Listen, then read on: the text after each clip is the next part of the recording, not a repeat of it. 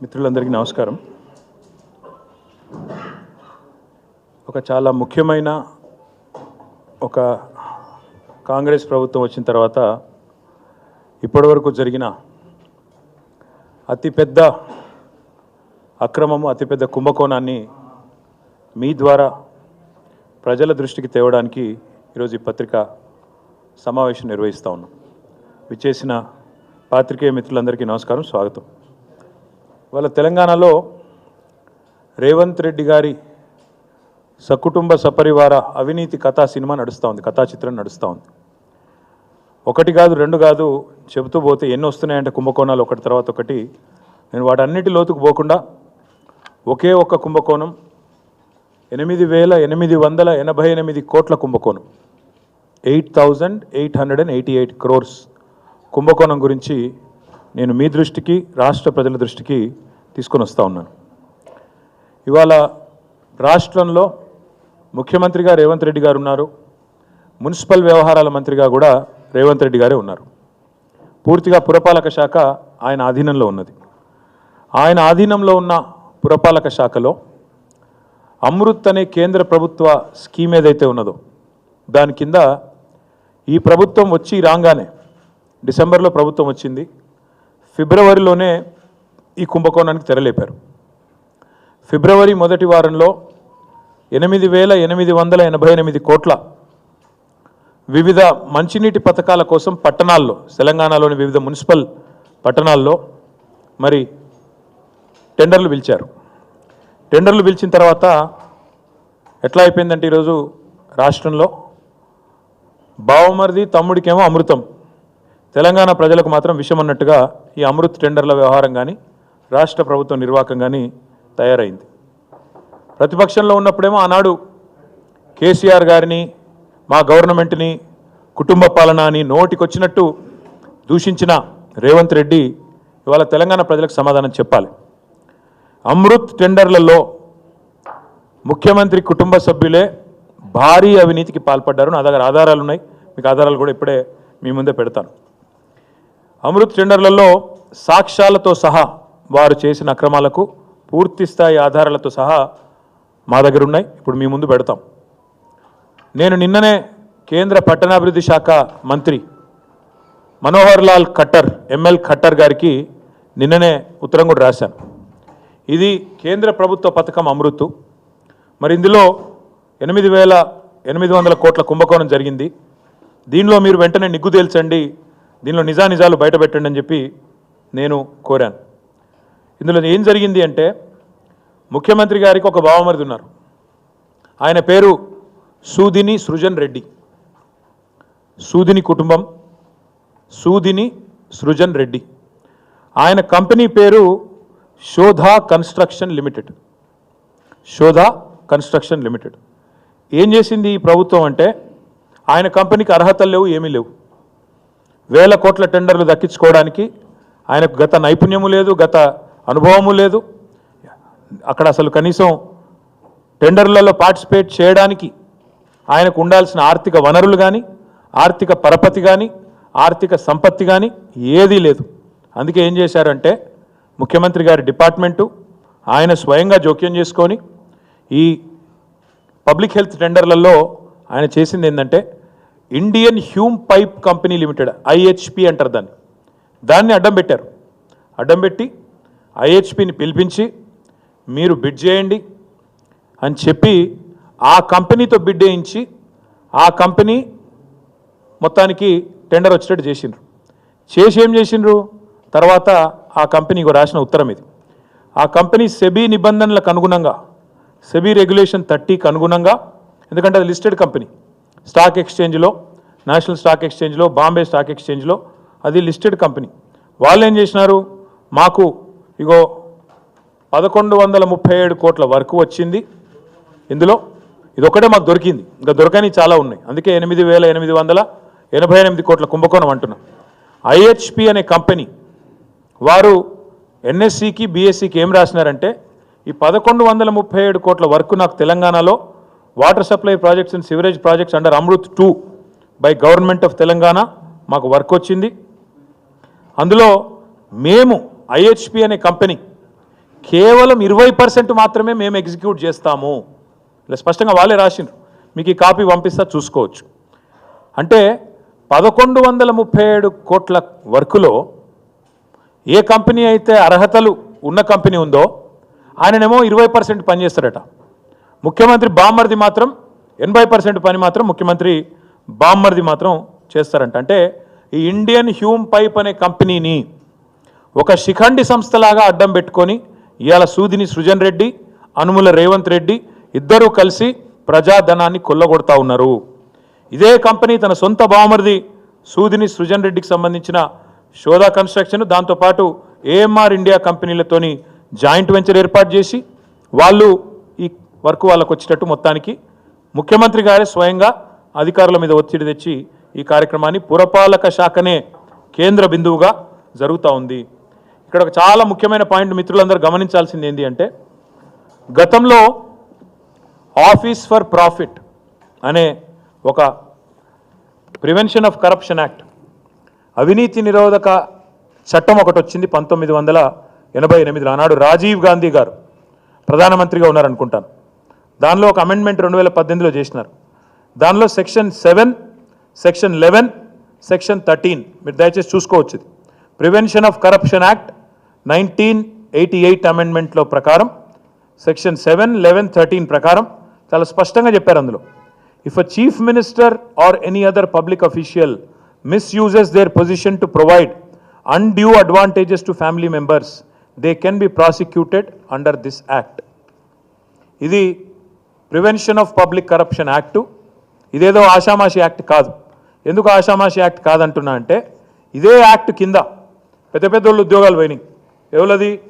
శ్రీమతి సోనియా గాంధీ ఆనాడు national advisory council చైర్మన్గా, మరొక వైపు మెంబర్ ఆఫ్ పార్లమెంట్ ఉండే రాయ్బరేలీ ఆమెతో ఏదో ఒకటి ఉంటే, 2 పదవుల్లో ఎట్లుంటారు మీరు? ఆఫీస్ ఫర్ ప్రాఫిట్ అనే నిబంధన మీకు వర్తించదా అంటే, ఆ రోజు సోనియా గాంధీ గారు పార్లమెంట్ సభ్యత్వానికి రాజీనామా చేయాల్సి వచ్చింది. అదే మాదిరిగా లోకాయుక్త దాకా పోతే విషయము యడ్యూరప్ప గారు, కర్ణాటక ముఖ్యమంత్రి యడ్యూరప్ప గారు ఆనాడు మొత్తానికి అరెస్ట్ వారెంట్ కూడా వస్తే లోకాయుక్త కోర్టులో సరెండర్ కాక, ఎందుకంటే అక్రమ అనుమతుల విషయంలో, అక్రమ మైనింగ్ అనుమతుల విషయంలో ఇదే చట్టం, వేరే చట్టం కూడా కాదు, ప్రివెన్షన్ ఆఫ్ కరప్షన్ యాక్ట్లో section 7, section 11, section 13. Let me read out again. If a chief minister or any other public official misuses there position to provide undue advantages to family members, they can be prosecuted under this act. అంటే ముఖ్యమంత్రి తన కుటుంబ సభ్యులకు కనుక ఆశ్రిత పక్షపాతాన్ని చూపుతూ, ఏదైతే మేము ప్రమాణ స్వీకారం చేస్తామో మంత్రులుగా ప్రమాణం చేసినప్పుడు రాగద్వేషాలకు అతీతంగా అని ప్రమాణ స్వీకారం చేస్తాం. ముఖ్యమంత్రి గారికి కుండల కొద్దీ గంపల కొద్దీ అనురాగం ఉంది బావమరిది మీద, ద్వేషమేమో మా మీద ఉంది. రాగద్వేషాల్లో అనురాగం అంతా బావమరిది గారు, బావమరిది కళ్ళల్లో ఆనందం కోసం, ఇండ్లల్లో లంకె బిందెల కోసం మొత్తానికి ఐహెచ్పి అనే సంస్థను అడ్డం పెట్టి అమృత్ టెండర్లలో ఇవాళ ఈ కార్యక్రమానికి శ్రీకారం చుట్టింది రేవంత్ రెడ్డి గారే. నేను ఇంకొక మాట కూడా చెప్తా ఉన్నా, కేవలం కర్ణాటక ముఖ్యమంత్రిగా ఉన్న ఆనాడున్న యడ్యూరప్ప గారు బీజేపీ ముఖ్యమంత్రి ఆయన, అదేవిధంగా సోనియా గాంధీ గారు స్వయంగా ఎన్ఐసి చైర్మను, అశోక్ చవాన్ గారు మహారాష్ట్ర ముఖ్యమంత్రిగా 2010లో అప్పుడేం జరిగింది? ఆదర్శ్ హౌసింగ్ సొసైటీ కుంభకోణం. అమరుల కోసం, యుద్ధంలో అమరులైన వాళ్ళ కోసం బిల్డింగ్ కడితే తన కుటుంబ సభ్యులకు ఇచ్చుకున్నాడని చెప్పి అశోక్ చవాన్ గారి మీద ఆరోపణలు వస్తే ఆయనకు కూడా ముఖ్యమంత్రి పదవికి రాజీనామా చేయక తప్పలేదు. ఇవాళ నేను అనేది ఒకటే, కేంద్ర ప్రభుత్వం, నేను గుర్తు చేస్తా ఉన్నా, ఇది కేంద్ర ప్రభుత్వం యొక్క పథకం. అమృత్ అనేది కేంద్ర మున్సిపల్ శాఖ యొక్క పథకం. అక్కడ ఉండే urban development minister ML Khattar, అదేవిధంగా సహాయ శాఖ మంత్రి ఉన్నారు, ఆయనకు కూడా నేను ఉత్తరం రాసిన, ఏమని, ఇలా మొత్తం కుంభకోణం జరిగింది, మీ ప్రభుత్వం పంపించిన పైసలు ఇవి, దీని మీద వెంటనే మీరు పూర్తి స్థాయిలో బయటికి సమాచారం తీసుకొని దీని మీద చర్య తీసుకోండి అని కోరిన. ఇక్కడ అన్నిటికన్నా విచిత్రమైన విషయం చెప్తాను, మీరందరూ జర్నలిస్టులు, మీరు అడిగినా కూడా ఈరోజు ఈ ప్రభుత్వం ఫిబ్రవరిలో జరిగిన టెండర్లను బయట పెట్టడం లేదు. 8,888 కోట్ల రూపాయల వర్కులు ఎప్పుడు పిలిచారు, ఏ పద్ధతిన పిలిచారు, ఎట్లా ఇచ్చారు అంటే చెప్పడం లేదు. ఇది కూడా ఎట్లా బయటకు వచ్చింది? ఇది ఎట్లా బయటకు వచ్చిందంటే ఇండియన్ హ్యూమ్ పైప్ కంపెనీ ఒక పబ్లిక్ లిస్టెడ్ కంపెనీ కాబట్టి, బాంబే స్టాక్ ఎక్స్చేంజ్లో, నేషనల్ స్టాక్ ఎక్స్చేంజ్లో లిస్ట్ అయి ఉన్న కంపెనీ కాబట్టి వాళ్ళకు ఒక వర్క్ వచ్చింది. ఆ వర్క్లో 80% ముఖ్యమంత్రి గారు బావమరిదికి దారాదత్తం చేస్తున్నామని చెప్పక తప్పని పరిస్థితుల్లో వాళ్ళు బయట పెడితే లెటర్ రాస్తే ఆ లెటర్ బయటకు వచ్చింది. ఇది ఆ లెటర్ యొక్క డీటెయిల్స్. అదేవిధంగా దాని యొక్క వివరాలు, వర్క్ వివరాలు, ఎన్ని నెలల్లో కంప్లీట్ చేయాలన్న వివరాలు, వర్క్ ఎక్కడ ఏంది అన్న వివరాలు కూడా నేను మీ ముందు పెడతా ఉన్నా. నేను ఇప్పుడు కేంద్ర ప్రభుత్వాన్ని ఒకటే అడుగుతా ఉన్నా. ఈ రాష్ట్రంలో ఇక్కడ నుంచి ఒక కేబినెట్ మంత్రి ఉన్నాడు కిషన్ రెడ్డి గారు, ఒక సహాయ శాఖ మంత్రి ఉన్నారు బండి సంజయ్ గారు. ఈ రాష్ట్రంలో 8 మంది ఎంపీలు ఉన్నారు భారతీయ జనతా పార్టీకి. నేను వారిని ఒకటే అడుగుతా ఉన్నా, కాంగ్రెస్ బీజేపీ కుమ్మక్కు కాకపోతే కేంద్ర ప్రభుత్వానికి సంబంధించిన ఈ అమృత్ పథకంలో ఇప్పటిదాకా జరిగిన ఈ టెండర్ల మీద పూర్తి స్థాయి విచారణ కేంద్ర ప్రభుత్వం వెంటనే ఆదేశించాలి. 8,888 కోట్ల వర్కులు ఏవైతే టెండర్లు పిలిచారో వాటిని వెంటనే తక్షణమే రద్దు చేయాలి. చేసి పూర్తి స్థాయి ఎంక్వైరీ కేంద్ర ప్రభుత్వం వెంటనే పిలవాలని చెప్పి నేను డిమాండ్ చేస్తా ఉన్నా. ఎందుకంటే ఈ ప్రభుత్వం వచ్చిన తర్వాత ఆరోపణలు చాలా వచ్చినాయి, కానీ నిర్దిష్టమైన ఆధారాలతో సహా ఈరోజు మేము బయట పెడతా ఉన్నాం. ఈ విషయంలో వెంటనే కాంగ్రెస్ బీజేపీ మిలాఖాత్ కాకపోతే, మీరు ఒకటి కాకపోతే, కుమ్మక్కు కాకపోతే, బీజేపీకి చిత్తశుద్ధి ఉంటే మీ ప్రభుత్వం, కేంద్ర ప్రభుత్వ పథకం అమృత్, అందులో ఇంత పెద్ద అవినీతి జరిగితే మీరు కనుక మౌనంగా ఉన్నా, మీరు కనుక విచారణకు ఆదేశించకపోయినా తప్పకుండా రేవంత్ రెడ్డి గారికి మీకు పూర్తి స్థాయి అండర్స్టాండింగ్ ఉంది. ఇద్దరు మిలాఖాత్ అయ్యే మరి మొన్న ఎన్నికల్లో పనిచేసినట్టే ఇప్పుడు కూడా చేస్తూ ఉన్నారని అనుకోక తప్పదు. నేను ఎంఎల్ ఖట్టర్ గారు, కేంద్ర మంత్రి గారు, ఆయన అడుగుతా ఉన్నా, మీరు వెంటనే కేంద్ర ప్రభుత్వం వెంటనే మీ శాఖకు సంబంధించిన సబ్జెక్ట్ ఇది, మీరు విచారణకు ఆదేశించండి. తప్పకుండా అన్ని నిజాలు కూడా బయటకు వస్తాయి. ఫిబ్రవరి నుంచి ఇప్పటి వరకు ఒక్కడంటే ఒక జీవో కూడా ప్రభుత్వం వెబ్సైట్లో పెట్టడం లేదు. టెండర్లు ఎక్కడ పోయినాయి, ఏమైనాయి చెప్పడం లేదు. అందుకే మేము అడిగేది, ఈ అన్ని టెండర్లను 8,888 కోట్లు ముఖ్యమంత్రి బావమరిది, ముఖ్యమంత్రి కుటుంబ సభ్యుల ప్రమేయంతో జరిగిన దీన్ని వెంటనే రద్దు చేయాలని చెప్పి డిమాండ్ చేస్తూ ఉన్నాం. ఈ సమాచారం మొత్తం ప్రజల ముందు పెట్టాలని చెప్పి కూడా మా పార్టీ తరఫున మేము డిమాండ్ చేస్తూ ఉన్నాం. అదే మాదిరిగా ఇవాళ ఇది కేవలం ఒక కుంభకోణం, ఇంకా ఇట్లాంటి కుంభకోణాలు చాలా ఉన్నాయి.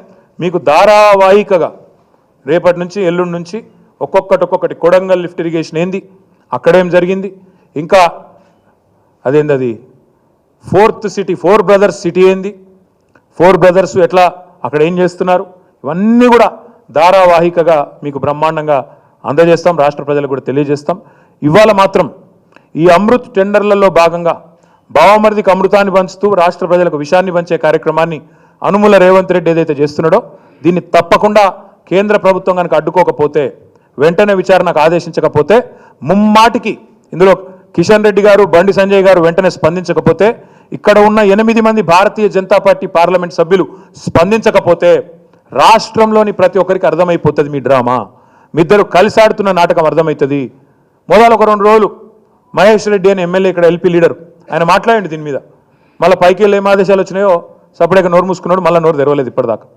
అంటే ఏదో జరుగుతున్నది కేంద్ర స్థాయిలో, పైన స్థాయిలో, మంత్రుల స్థాయిలో, ముఖ్యమంత్రి స్థాయిలో జరుగుతున్నది. కానీ ముఖ్యమంత్రి నువ్వు తప్పించుకోలేవు.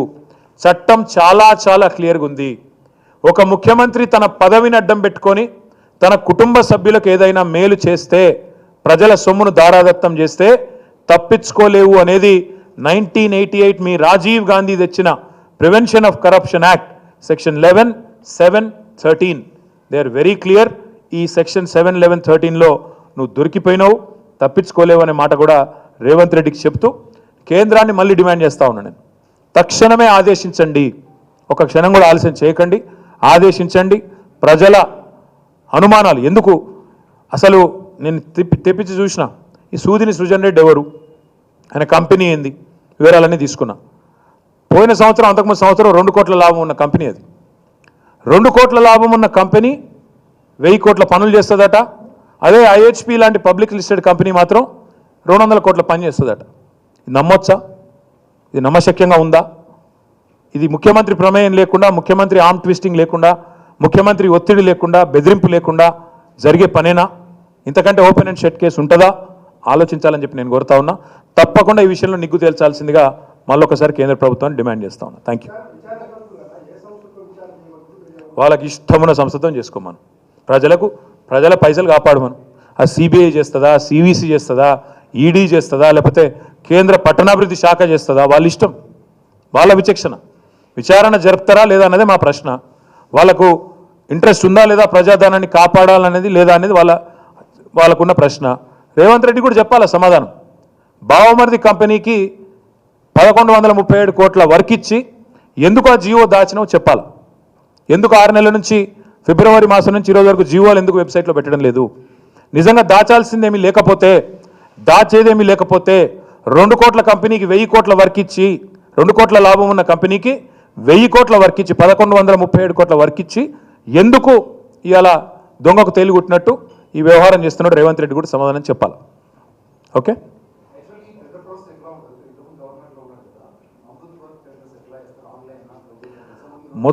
మొత్తంగా నేను అనేది ఒకటే బ్రదర్, ఒకసారి కేంద్ర ప్రభుత్వం ఇందులో, ఎందుకంటే వాళ్ళ పైసలు ఇవి, స్పష్టంగా విచారణ జరిపిస్తే మొత్తం పూసగుచ్చినట్టు, ఇప్పుడు నువ్వు అడుగుతున్నా కానీ చాలా అనుమానాలు ఉన్నాయి, అన్నీ కూడా పూసగుచ్చినట్టు బయటకు వస్తాయి. నేను అనేదల్లో ఒకటే బ్రదర్, ఇది నేను బయట పెట్టింది టిప్ ఆఫ్ ద ఐస్బర్గ్. 1137 కోట్లది మాత్రమే దొరికింది బయటికి. ఇంకా మిగిలింది 7700 కోట్ల సినిమా ఉంది. అందుకే అంటున్నాను నేను, ఇది 8888 కోట్ల కుంభకోణం. 8888 మొత్తం 8888 కోట్ల ఏదైతే ఉందో ఇది మొత్తం నిగ్గు తేల్చాలంటే మొదలు ఫస్ట్ రద్దు చేయండి, అన్ని టెండర్లు రద్దు చేయండి. చేసి ఏ రకంగా ఇవాళ ఒక షాడో కంపెనీని అడ్డం పెట్టుకొని అందులోకి మళ్ళీ ముఖ్యమంత్రి కంపెనీ ఎట్లా దూరింది, ఆఫీస్ ఆఫ్ ప్రాఫిట్ రాదా, ఆ సెక్షన్లు అట్రాక్ట్ కావా, ఇవన్నీ కూడా ప్రజలు చూస్తున్నారు. నిజంగా కాంగ్రెస్ ముఖ్యమంత్రి మీద బీజేపీకి ప్రేమ లేకపోతే ఎందుకు రద్దు చేయరండి? ఎందుకు ఎంక్వైరీ చేయరు? చేయాలి కదా. వాళ్ళ శాసనసభ పక్ష నాయకుడే లేవనెత్తిండి ఇది మొదలు, నేను కాదు. ఏలేటి మహేశ్వర్ రెడ్డి నాకు తెలిసి నెల కిందనో 2 నెలల కిందనో మాట్లాడండి ఈ సబ్జెక్టు. విచారణకు ఆదేశించినరా? మళ్ళీ ఆయన ఎందుకో మూగవేయండు. నేను అందుకే అడుగుతున్నా ఈరోజు, ఈ ఆధారం లేకుండా నిన్నటిదాకా మా దగ్గర మాట్లాడదామంటే మేమెందుకు మాట్లాడుతున్నాం ఇప్పుడు అని అడుగుతారు ఎవడో ఒకడు. ఎందుకంటే ఈ ఐహెచ్పి అనే కంపెనీ ఎన్ఎస్సికి బిఎస్సికి ఉత్తరం ఏదైతే రాసిందో దొరికినాకనే మాట్లాడాలి, ఆధారం లేకుండా మాట్లాడద్దు. ఆధారం లేకుండా మాట్లాడడం సహేతుకం కాదు అని చెప్పి ఇన్ని రోజులు ఆగినాం. ఇప్పుడే నేను మీకు ఇచ్చాను, మీకు మొత్తం నేను పొద్దున సోషల్ మీడియాలో కూడా పెట్టినా ఏంటిది అసలు ఈ ఐహెచ్పిది అనేది అంతా మీరు చూసుకోవచ్చు. స్పష్టంగా ఉంది. శోధ ఎవరిది? సూదిని సృజన్ రెడ్డిది. నేరుగా ముఖ్యమంత్రి గారి బామ్మర్దికి ముఖ్యమంత్రి గారి డిపార్ట్మెంట్లో వర్క్ ఇచ్చినాక, అది కూడా 2 కోట్ల కంపెనీ, 2 కోట్ల లాభం ఉన్న కంపెనీకి 1000 కోట్ల వర్క్ చేస్తుందట. ఇంతకంటే ఓపెన్ లూట్ ఉంటుందా? ఇది ఇంకొకటి దొరికింది. ఇంకా దొరకని చానున్నాయి, దొరకబడతాం, ప్రజల్లో ఎండగడతాం, ఇడిచిపెట్టాం. ఇప్పుడే చెప్పిన కదా నేను, 4th city Bhagavatam, 4 brothers Bhagavatam బయట పెడతాం. అదే మాదిరిగా హైడ్రా అడ్డం పెట్టుకుని ఎన్నెన్ని బెదిరింపులు చేస్తున్నారో అది బయట పెడతాం. హైదరాబాద్లో రియల్ ఎస్టేట్ డమాల్ అనడానికి కారణం ఎవరో అది కూడా బయట పెడతాం. ఒకటి కాదు, ఏది వదిలిపెట్టాం. ఎన్నింటికి మించి కొడంగల్ లిఫ్ట్ ఇరిగేషన్లో మంత్రి గారు ముఖ్యమంత్రి గారు కలిసి కూడా బలుక్కొని ఎట్లా బ్రహ్మాండంగా దొంగలు ఊర్లు పంచుకున్నట్టు ఎల్ఎన్టీని ఎన్సీసీని డిస్క్వాలిఫై చేసి ఎట్లా అక్కడ అక్రమాలకు పాల్పడ్డారో కూడా బయట పెడతాం. ఏది వదిలిపెట్టాం, బరాబర్ బయట పెడతాం. నేను అడిగేది ఒకటే ఈరోజు, బీజేపీకి చిత్తశుద్ధి ఉంటే, భారతీయ జనతా పార్టీకి చిత్తశుద్ధి ఉంటే, కిషన్ రెడ్డికి, బండి సంజయ్కి, 8 మంది ఎంపీలకు నిన్న మొన్న చూస్తున్న అజబ్ ప్రేమ్కి గజబ్ కహాని నడుస్తుంది తెలంగాణలో. అరే బీజేపీ ఎంపీలు ముఖ్యమంత్రికి వత్తాసు వలుపుతున్నారు, బీజేపీ ఎమ్మెల్యేలు ముఖ్యమంత్రికి డప్పు కొడుతున్నారు, బీజేపీ మంత్రులు ముఖ్యమంత్రి మంచోడని సర్టిఫికేట్లు ఇస్తున్నారు. రాజా సింగు, రఘునందను, బండి సంజయ్, రేవంత్ రెడ్డి సక్కటోడని చెప్పి సొక్కం మాటలు మాట్లాడుతున్నారు. నేను అడుగుతున్నా, సక్కటోడు కాదు అని నేను అంటున్నా. మీకు సక్కటోడే అనిపిస్తే చెప్పుండ్రి. మీ ప్రభుత్వ పథకం, మీ పైసలు, మీ కేంద్ర ప్రభుత్వం, చిత్తశుద్ధి ఉంటే నిజాయితీ ఉంటే రుజువు చేసుకోండి. 8 మంది ఉన్నారు, ఇప్పటివరకు 8 పైసలు రాలే. కనీసం ఉన్న పైసలన్నా కాపాడండి. అది నా డిమాండ్. ప్రధానంగా భారతీయ జనతా పార్టీని డిమాండ్ చేస్తా ఉన్నా. రేవంత్ రెడ్డి కూడా సమాధానం చెప్పాలా మున్సిపల్ మంత్రి గారిని డిమాండ్ చేస్తాం.